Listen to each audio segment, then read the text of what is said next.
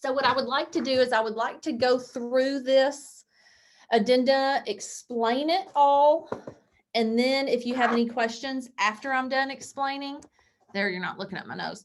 After I'm done explaining, then we'll answer questions. But this class is solely based for this. And so this is the only thing we'll cover. When we're done going over this, we will say, see you later, have a good weekend. Let me share my screen if I can figure out how, because everything is different for some reason. This did this to me the other day, and I hope I haven't changed my settings.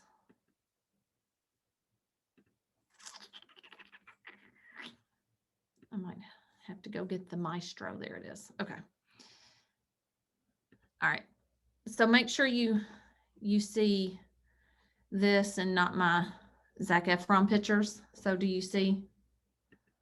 I don't have any Zac Efron pictures. He's way too young for me, but maybe some, like, you know, Keith Urban or something would be on my computer. I'm just kidding. I'm in a great mood today because it's Friday and I don't have anything to do tomorrow. I don't think that's happened to me in 5 years. But this is the seller property purchase of replacement property addendum.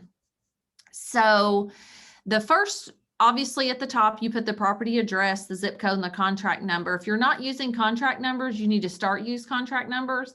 I use a contract number as my, I don't know, I don't remember what the first 4 digits, how I got that, but use like your L-bar number and then a dash and then the number of the home address. So if it's like 117 Dallas, you would use -117, and then I do the street and the street title, like street, drive, avenue. So it would be 8342-117DD, which is 117 Dallas Drive. So that's how I do it. You do it any way you want, but if you're not using contract numbers, you need to make sure, because addendas always require that. So this is the way this works. It's a little bit confusing, so just listen closely. And then again, at the end, if you have questions, I'll go over them.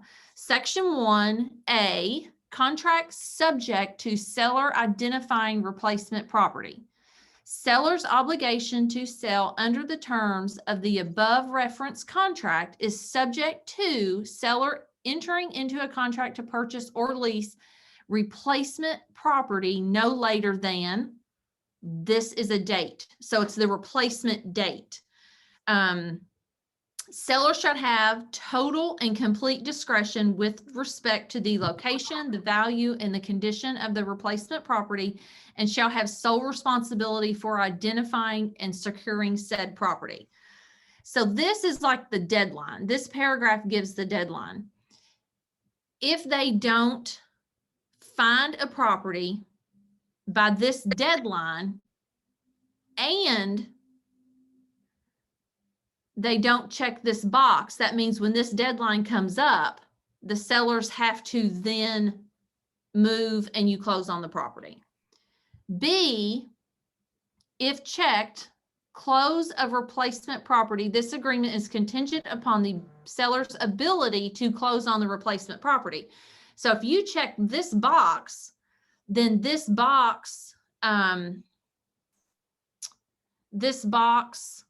says that the seller, that contract is also contingent upon the seller actually closing or able to close on the replacement property. So let's say you get a contract on a house, then you get this, I'm going to call it an RPA, just for giggles right now, because that's a lot of words to say. So I'm going to call it an RPA. You get a contract on a house, you get this RPA, and you have this box checked right here. You get 30 days into it and the seller gets their financing turned down. Based on checking this box, the sellers are not obligated to sell your buyers that house if their financing is turned down and they cannot close on that replacement property. Same thing with inspections. Let's say you You get this contract together, sellers have inspections on their replacement property. The inspection doesn't go well and the seller wants to walk away. This box being checked allows the seller to walk away and not be forced to sell their house out from underneath them without having somewhere to go. There's going to be a lot of questions about this, I'm sure, but let's go on to box two. I see Preston's head going, yep. Let's go to number 2, because this is very seller heavy. And in using this, like I said, it brings out the invisible inventory that we need to be able to get more listings. Seller's right to cancel. Seller shall have the complete discretion with respect to the selection and acquisition of replacement property, and in the event the seller has not secured a replacement property by the replacement date, then seller may cancel the offer to purchase contract by providing buyer or buyer's agent with written notice no later than 6 p.m. on the replacement date, whereupon the earnest money shall be released to the buyer. Said written notice shall operate as a mutual release of both parties, and no further release or documentation is required by either buyer or seller. So you do not then need to go and have everybody sign a release releasing earnest money. It's all built into this. This is something very different than we've ever experienced before, because everybody always wants that release sign.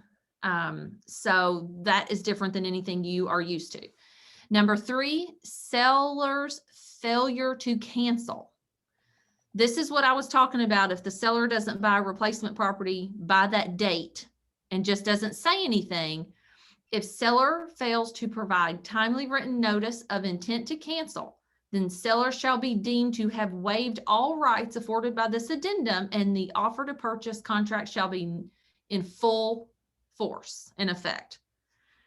So if you put that the seller has to find a replacement property by June 30th and it's July 1st and they haven't found one, you're out of luck. They got to sell the house. So this is very, very time sensitive.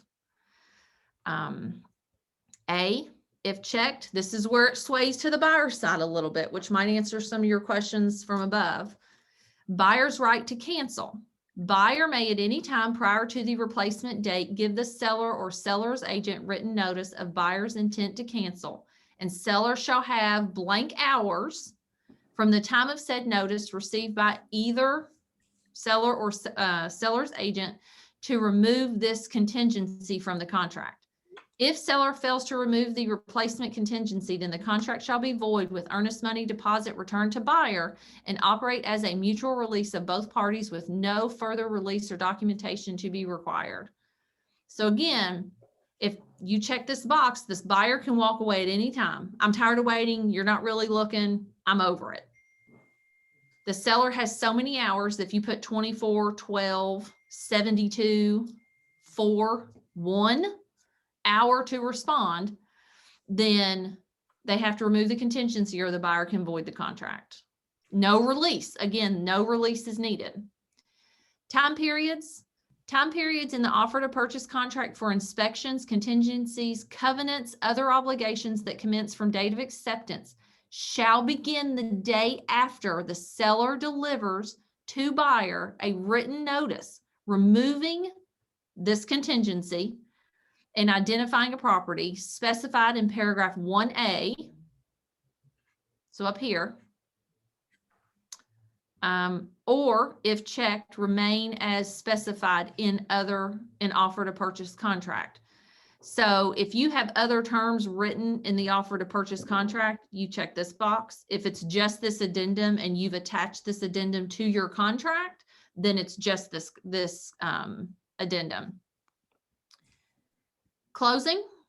Buyer and seller agree that seller may extend the closing date as specified in the offer to purchase contract for the sale of the seller's property for a maximum of this many additional days. So if you give the seller until June 30th to find a replacement property, your closing date is June 20th, because we set them 30 to 45 days out, right? Then the seller has the right to extend June 30th an additional so many days, 30 days, 2 weeks, 45 days, whatever you choose, or until blank date. So you can say this many additional days to give kind of a vague date, or you can specify a date that they can't go beyond. By providing the buyer with written notice at the time seller removes the identifying replacement property contingency specified in paragraph 1A. Except to the extent modified by this addendum, all other terms of the offer to purchase shall remain unchanged. Buyer shall have until blank dates to accept the terms of this addendum. In the event buyer refuses to accept the terms hereof, this addendum shall be deemed to be a counter offer to the offer to purchase, and the original offer to purchase shall lapse. So if you have the offer to purchase and you've agreed to it, but you've added this addendum, and the buyer refuses to sign this form, then it's just saying that if you don't sign this form, then it's connected to that contract or that offer to purchase, and it's all lapsed. That is essentially the form. So the form, I've read it about 50,000 times. So to me, it seems super clear, but I'm gonna guess that we're gonna have a lot of questions. So if you will do me a favor, and if you are not blacked out, because I see a bunch of you blacked out,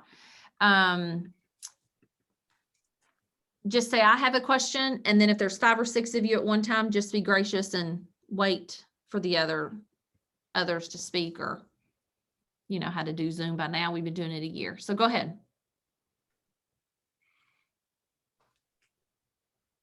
No questions?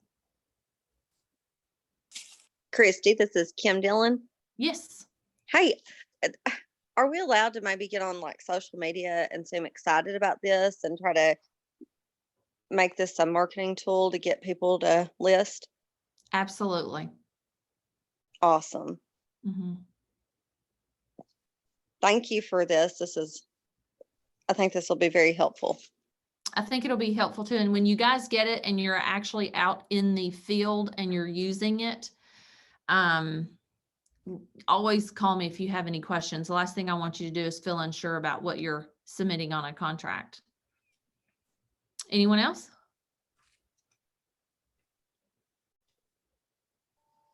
I'm thinking really hard here, Christy. Well, you had a question in the beginning. What was it? Did I answer it later?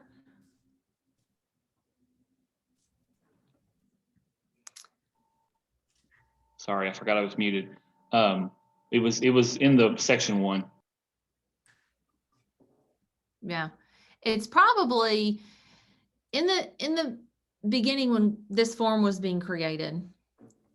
It was complained about because it's so seller heavy. But when we go back and we really think about the reason for the form and what we're trying to do with this form, then that kind of explains why it is seller heavy. And any buyer right now who has been up against 20 offers, 5 offers, 10 offers, and has repeatedly lost 8 or 10 times, may be more interested in offering this, whereas another agent who doesn't use it in their offer to purchase, you know, maybe this is the form that would win that deal because your buyer's willing to wait to let them find something. So it does benefit the buyer, although it is seller heavy. Buyer can have a right to cancel, just like the seller can. So we tried to balance it out a little bit, but does anyone else have any questions? I'm not sure how to form my question. I guess it's related to dual agency, because I feel like this is going to have a lot of dual agency use. Is there anything related to that at all that I missed, or anything that changes about how you handle dual agency in this form? There are no changes in how you would handle dual agency in this form. The only, this isn't to, I mean, I guess you're right, Tara. I never actually thought about that, but I was going to say this isn't to take a buyer to someone who isn't listed. The intent, I think, of this form was to get the listings on the market. So I didn't look at it from that point of view, but yes, dual agency would be very much a possibility that it was going to happen, but it would not change any of your dual agency responsibilities. And I don't really think it would make it more difficult, because I know that you guys will explain this form to both the buyer and the seller, saying, giving clear direction on the rights of each party to cancel. Now I did have one guy, it was funny when he presented this offer on, or this form on Baybrook, I had one guy who came in and marked out like half the form.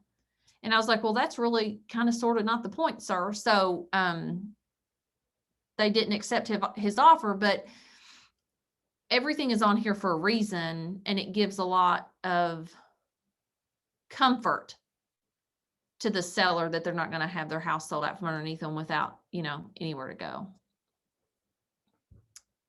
This may be a really dumb question. It's Catherine Hicks here. Hey, But if the original offer gets accepted and then this addendum gets presented, how soon does the seller have to present that addendum? Because the buyer may think they have an accepted offer and not be told about this addendum until later on. And then if they don't accept it, basically there's been some wasted time. So they should know about this ahead of time. Otherwise the contract could get canceled. when you,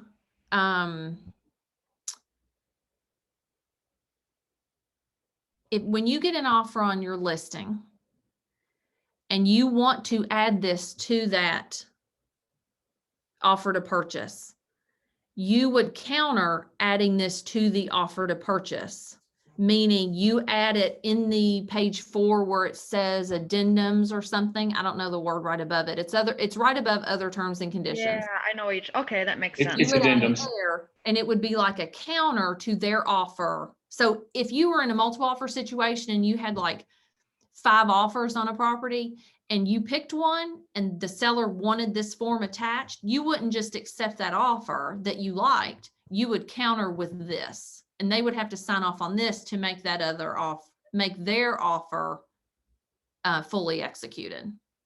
Okay, I understand. Thank you. No problem.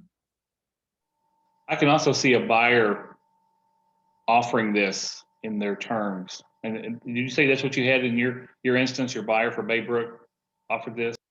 Well, because I was still a little green and I didn't fully understand. Well, it worked either way. So the sellers can counter with this in their offer to purchase counter offer, or the buyer can present it from the get-go.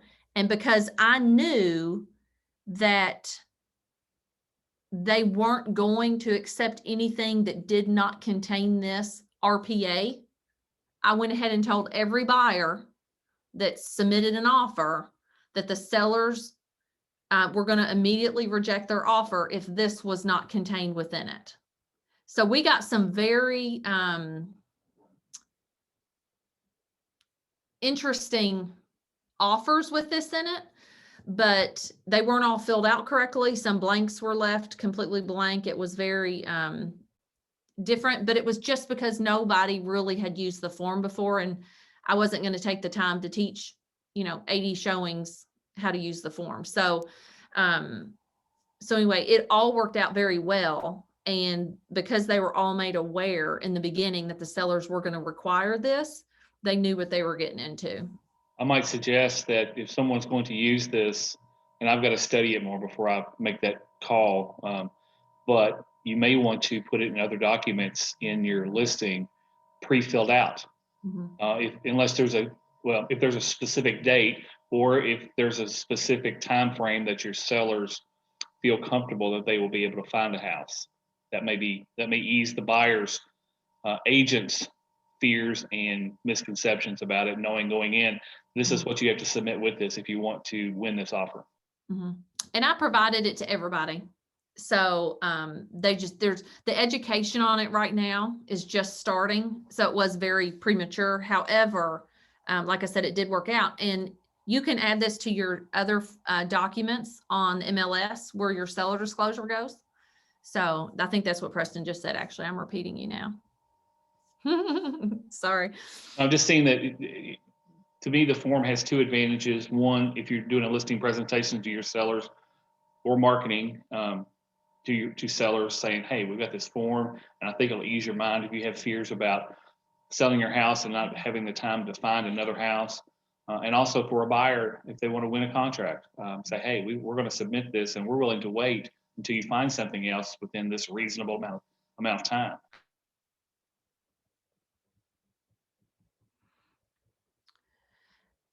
Yes, that is actually absolutely correct. Does anyone else have any questions on it? I just have one more thing since it's crickets out there right now. I would suggest that everyone be able to explain this form to your clients before you even attempt to use it, because it is a little complicated. I mean, I'm not the brightest bulb in the pack, but I don't think I fully understand it enough to be able to do that. And Christy, I do have an actual question rather than a comment. I don't see time is of the essence anywhere in here, but it hints at it a couple of places. What are your thoughts on that as far as the places in the contract where it talks about this will be the day? There's no time is of the essence because that's drop dead. There's no reprieve after that. It's just dead and you have to literally resurrect the whole thing. They made the language strong. We had an attorney actually, Billy Sharrow actually helped draw this up. And he was against putting time is of the essence in there, but we wanted the wording to be extremely strong. Like here on the replacement date, it gives you a time, like no later than 6 p.m. or this is what's going to happen. So although it's not time of the essence, it says, here's when you have to meet these deadlines. And then if you don't, this is what's happening. So there is no other step required because said notice shall be a release and no further documentation is required. So they tried to take care of it and make it super strong, but yet not put that time is of the essence in there, because I think we all tend to stay far away from that if we can. I only mentioned that because the way that the contracts are taught, and especially the offer to purchase contract is taught at LBAR, Jenny, we have no time of the essence in our offer to purchase. However, her opinion broadcast to every agent that's ever taken a class says the inspection period is written in stone, but there's still no time is of the essence. So I'm curious about how to explain that is written in stone, but parts of this are not, even though it says shall and gives times and that kind of thing. I think because it doesn't continue on and say, and I'm not looking at a contract right now, but I might be able to really quick. It doesn't continue on and say, if you don't close by, let me look at the contract. So let's talk about closing date, because that's always one that comes up about it not being a drop dead. This closing shall occur on or before this date. It doesn't say if it doesn't close by this date, the buyer will get earnest money back and all parties will be in adherence to that, and no further release or documentation shall be required. I believe, and I'm no attorney yet, I believe that this this sentence here, this last sentence here, and this last one up here or down here, is what makes it different than our terms in our contracts. Now, I will also preface that with saying by August, Lord willing, we will have a brand new offer to purchase contract that will be better than what we have. Changes in there, y'all. That's all I gotta say. Everything in our industry is changing, including stuff that we have to do. But our offer to purchase contract will be better, stronger, more clear. It's just going to be better all the way around. So Nathan Billings is actually working with the Forms Task Committee right now, writing that. Did someone about have a question?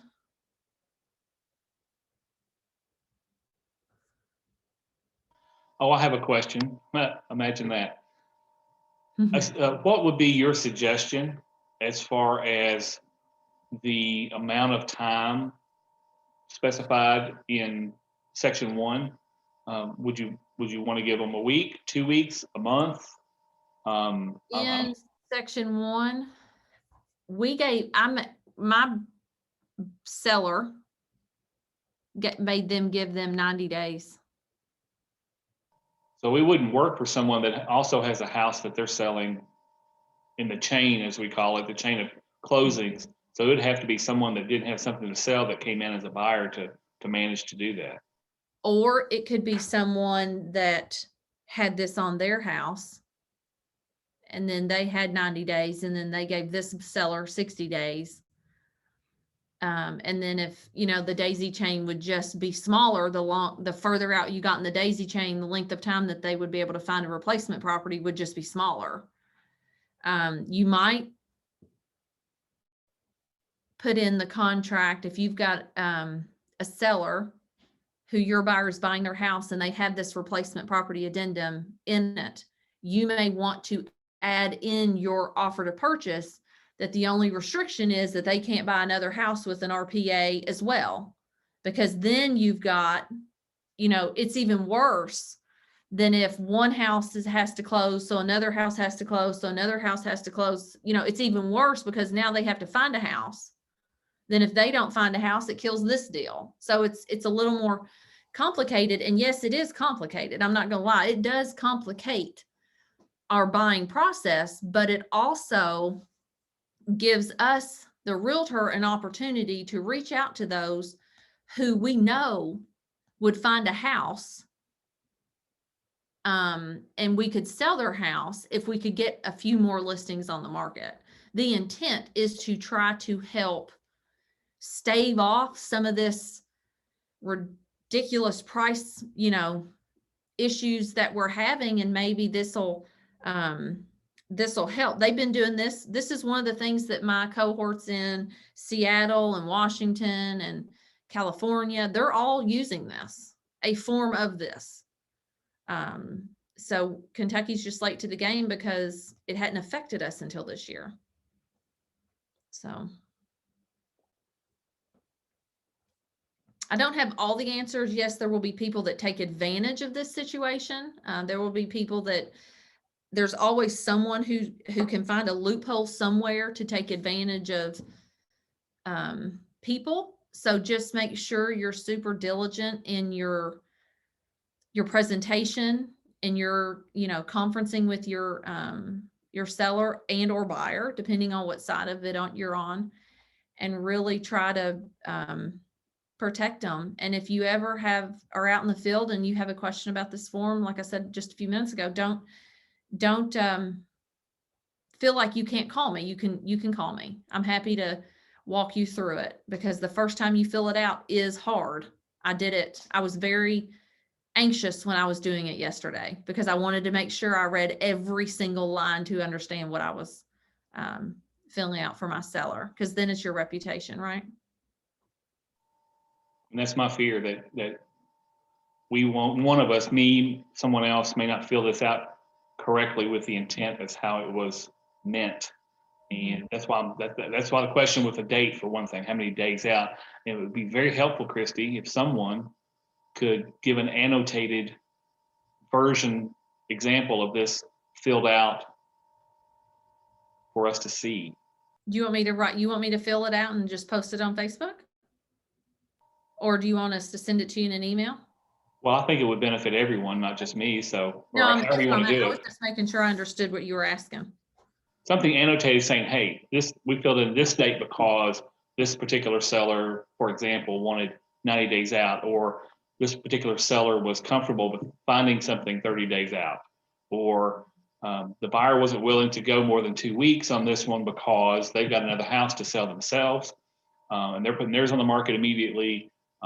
So at some point during that, by that 2-week period, the seller's going to have to take this off.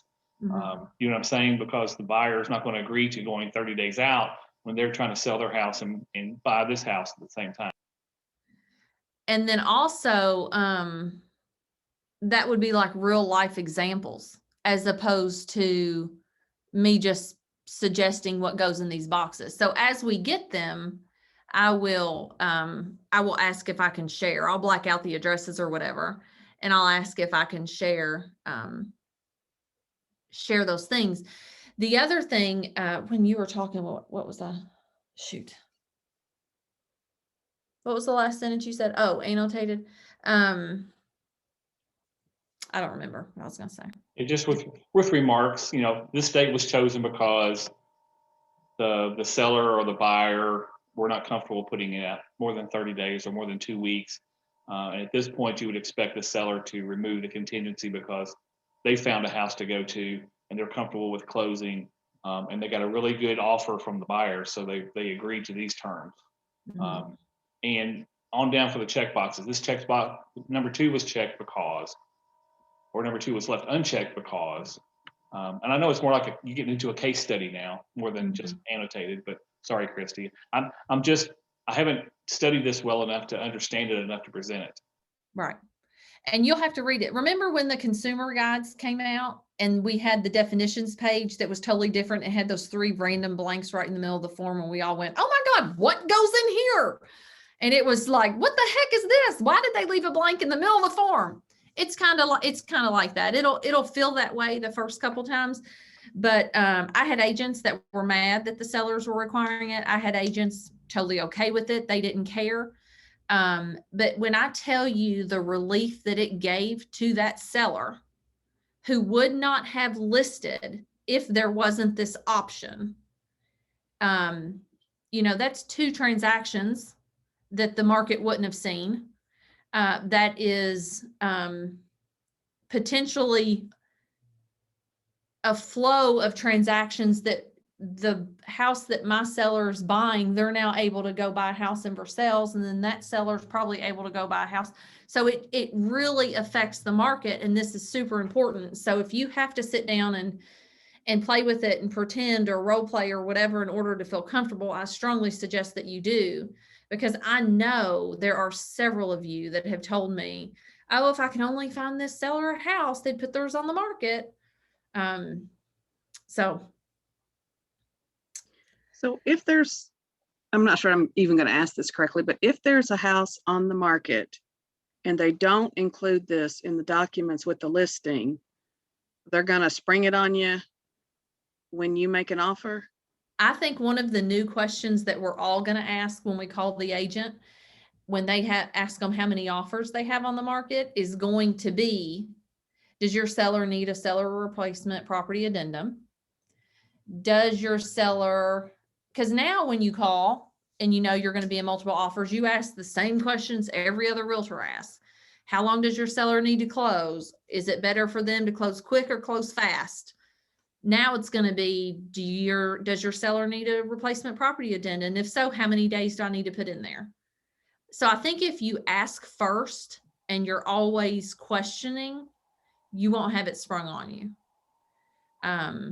Okay. That's my opinion. Because if someone called me and said how many days, and I told them they want till August 20th is when they want.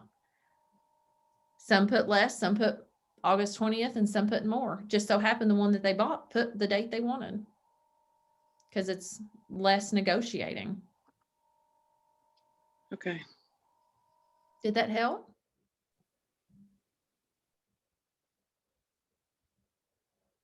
Oh, you're muted. You're muted. I'm sorry. I want to laugh too. What'd you say? Do you have your finger over the mic or something? Because you're muted. Jenny, you are muted.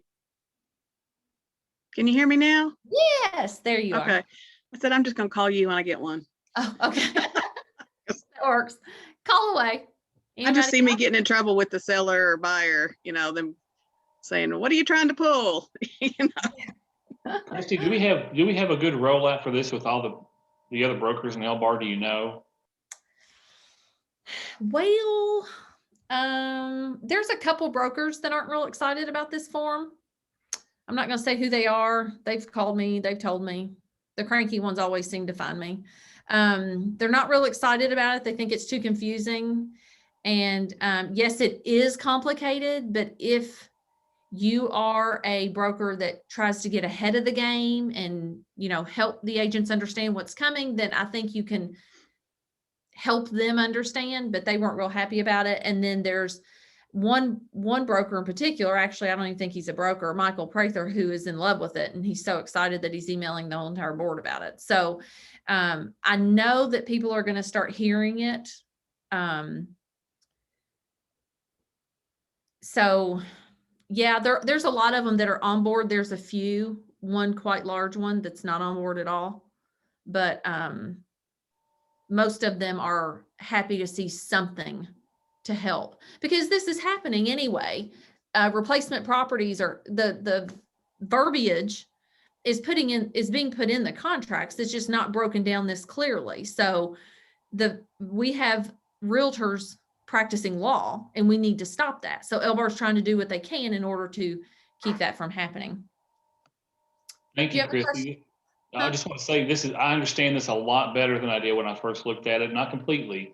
And the reason I ask about the other brokers is because we're going to have pushback from other agents because they're unfamiliar. Yes. And because, you know, like any change, not that we change anything around L-Bar, any change gets people, you know, turns them on their head. Mm-hmm. Yeah. And Yes, I would not try to explain it to them, Preston. I would send them directly back to their broker and say, Exactly. That's my point. Exactly. Yeah, this is a form that L-Bar's come up with. Our broker explained it to us. Call your broker. I'm sure they'll explain it to you. Yep. Kathy, did you have a question? You turned on your video, so okay. I've run into so many that don't understand the escalation clause document. This will turn them on their heads. And there are a lot. Yes, you're exactly right, Jenny. There are a lot that are actually replying all to all offers and saying, remove your escalations. Give me your highest and best. We're not playing that. Yeah. Escalations become very tricky, especially if you don't know how to escalate. And they're very much, there's a lot of realtors out there that are doing them incorrectly, actually. I've run into that a couple times. Yep, just last week we did. Yeah. I think that was flavor of the month, the escalation clause. Just my personal opinion, but just to try to get an advantage, and it worked for about 2 weeks. Well, we had 19 offers on Baybrook and only had 2 escalation clauses. So I think people are just tired of it. I think buyers are fatigued, and I hope this helps the buyer fatigue out there. I hope this helps bring more inventory in our market, so that way the buyers aren't getting beat down. When I called, and I hadn't heard this before, and I don't mean to keep talking about what I'm doing, but because I see things, I feel like if I don't tell you that I'm not being a good broker or good leader. But I had one agent that I called and said, you're in top 3. And her response to me was, oh, it's okay if you give it to someone else because we're just exhausted and we don't get upset anymore. And I thought, are you flipping kidding me? It's okay. They're just tired. Yeah. Agent, and I called her and told her she got it, actually. And I said, what was that about? And she said, I didn't mean to sound flippant. She said, but you know, we get all worked up and the buyers get all worked up and it's just exhausting. And at this point, I'm like, if it'll happen, it'll happen. If not, then we need to just move on to another one. And I thought, daggone. She said, as a buyer's agent, she is absolutely exhausted. She said, I do not do anything but buyers. And she said, I am absolutely exhausted. So it's tough. I get it. And hopefully this will help.